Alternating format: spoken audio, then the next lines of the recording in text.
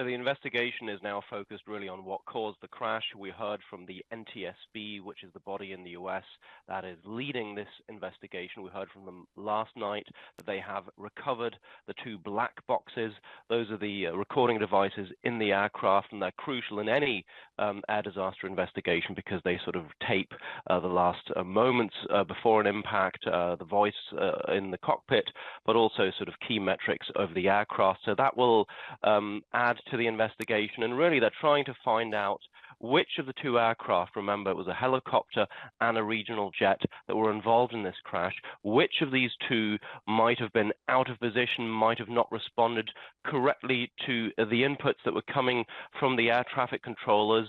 So they're going to try and replicate the sequence of events of those last fateful moments. The regional jet was on approach. It was really seconds from landing at Ronald Reagan International Airport, and the helicopter was in the way, shall we say. So they'll try to understand what exactly caused this. And the NTSB has said, please give us some time. They said this will take not minutes or hours, but days, if not weeks, for them to come up with a conclusive answer. We will get a preliminary report probably in the next 2 or 3 weeks, maybe even beyond that.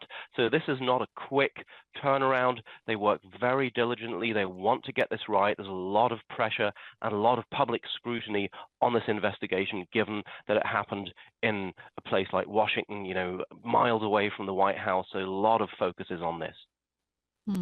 How big a test is this for the new Trump administration officials? So this is really a new and somewhat unproven, dare I say, in parts controversial, new administration that's come in. We have the new Department of Defense Secretary Pete Hegseth.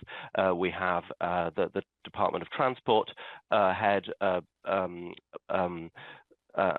they are both new in their positions, Sean Duffy, and these are 2 people who, and Duffy said at a press conference, literally, I've been in my job for a day here. So this is something that they'll have to get right.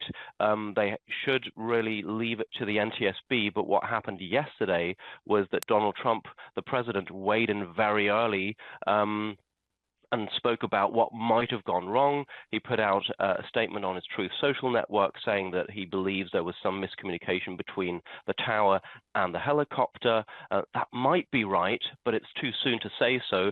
But by coming out very early on, he sort of set the tone for the investigation. And the NTSB tried to walk that back a little later and say, please, as I said, give us time. But the tone, as I said, was set with that initial statement.